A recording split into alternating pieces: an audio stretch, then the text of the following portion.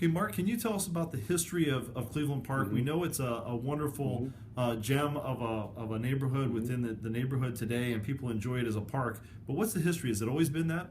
No, it's not always been a park, and absolutely love the history of Cleveland Park. It's just an amazing story on Southwest Cedar Rapids right there. Well, the main road that goes by it, which we call First Avenue West now, was originally an extension of Third Avenue. A lot of people don't realize that those are all Third Avenue addresses there originally. And this was kind of an interesting location because it's located at the top of a hill on the west side of Cedar Rapids, and it's a fairly steep hill. So if you've ever been by Cleveland Park, you know, it's kind of this place where the hill levels off after you've come up from the Cedar River area and the what we now call the Kingston Village area. And you climb up a very steep hill, whether you walk it or you drive your car up First, Second, or Third Avenue west there. And of course, sometime about 100 years ago, around 1915 or 1920, the reason why it was called Third Avenue originally was that because that stretch of what's now First Avenue West, between the years 1871 and 1884, there was no bridge crossing the river at First Avenue. And so during those 13 years of 19th century history, everybody had to cross the river at Third Avenue. And so Third Avenue, that's what kind of created the Kingston Village historic area down there by the riverfront. So any road that was kind of a lead-in to that road down by the river was where everybody traveled through. And because that was the crossing point on the river, they just kept calling it Third Avenue all the way out to the Edgewood Road area. So once they got a new First Avenue bridge put in the 1880s, they changed the name to First Avenue because that became the more major road coming through the area right there. So that's kind of interesting in itself. But the area we call Cleveland Park right now was kind of a very flat area at the top of what was originally known as Dean's Hill, which is kind of owing itself to a family name whose last name was Dean. They had a farm in the area there, kind of closer to the bottom of the hill right there. And they would say, there's the flat area up on the top of Dean's Hill right there. Well, there was a man named Simpson who used the top of Dean's Hill for a farming pasture. And this is where a lot of people remember kind of this flat area where the cows would graze up there, especially in the 19th century. And going into the early 20th century, we have to remember that Cleveland Park is located at the intersection of First Avenue and 15th Street Southwest. That's 15 blocks away from the river. Well, going into the year 1900, the city had not quite reached that far west. So this is still a very rural area out there. The cows are still pasturing in the area where Cleveland Park is today. And when the early airplanes were invented and developed in the Midwest, shortly after the Wright brothers came out with their first plane in 1903, very early aircraft would travel around the country to create kind of these early aircraft shows.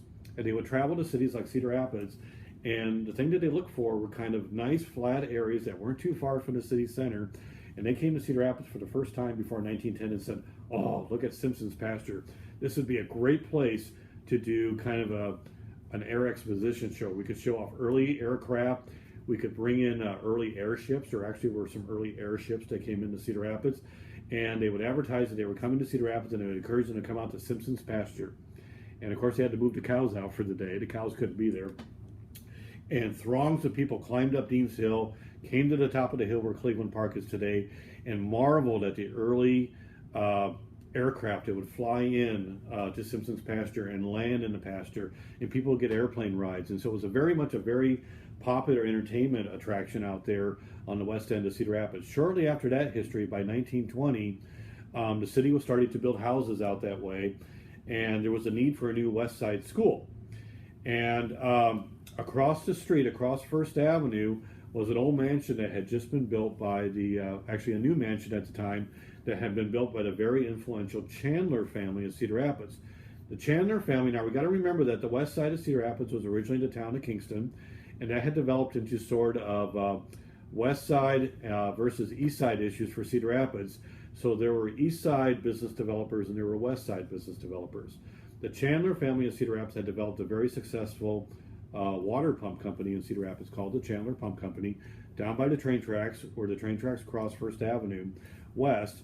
And they built at least two major large houses up on First Avenue West, one at 13th Street, and this newer brick, almost kind of craftsman style house was built around 1910 on the north side of the intersection of First Avenue and 15th Street. Well, the west side needed a new elementary school at about the year 1920. and the budget wasn't quite there in the Cedar Rapids School District budget to build an entirely new school building.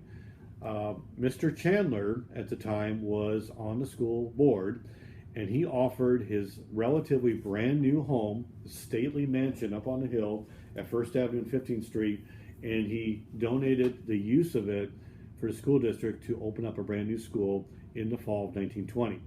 Because Cedar Rapids had a very strict policy of naming their school buildings after United States presidents in the strict order that they were presidents. By 1920, they were ready. The next president that school had not been named after was Grover Cleveland. And so the new West Side School at First Avenue and 50th Street was to be called Cleveland School. So the first Cleveland school to open in the fall of 1920.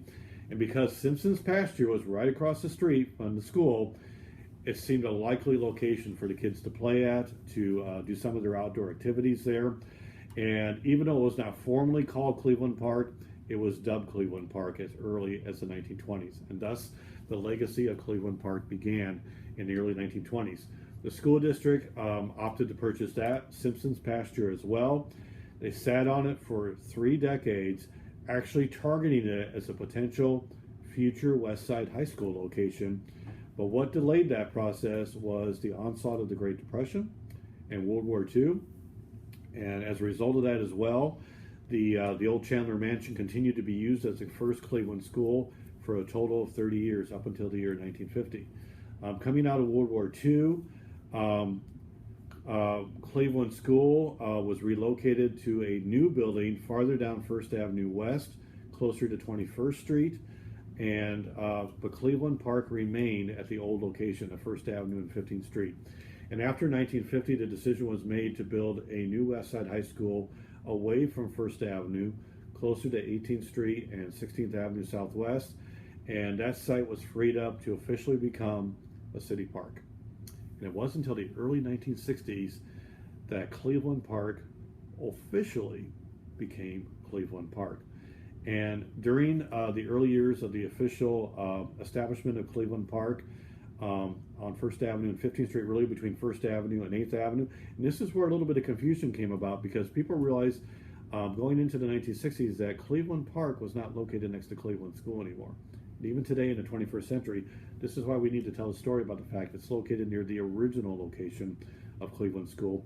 One of the really great side notes of Cleveland Park that it's very much been famous for over the years on the West Side, one of the great West Side traditions, especially after World War II, were soapbox derbies. And there were a lot of great soapbox races that happened. People would build their own race cars out of the great tradition of building a racing car out of a soapbox. And 15th Street between First Avenue and 8th Avenue, right next to Cleveland Park, was closed frequently so people could have soapbox derbies right along 15th Street right there. A lot of fun. Of course, one of the classic concrete wading pools was put into Cleveland Park in the 1950s and 60s. Many people have fond memories splashing around in there. And of course, now there's what we call a modern splash pad. It's located in Cleveland Park right now. Cleveland Park remains a very popular attraction for the West Side Cedar Rapids residents. Cleveland School today is still not too far from there. Its proximity to the Veterans Memorial Stadium and Kingston Stadium makes it an incredibly popular location. And even though we don't see aircraft landing in Cleveland Park anymore, it's going to be a popular attraction for Cedar Rapids for decades to come in the 21st century. Go Cleveland Park.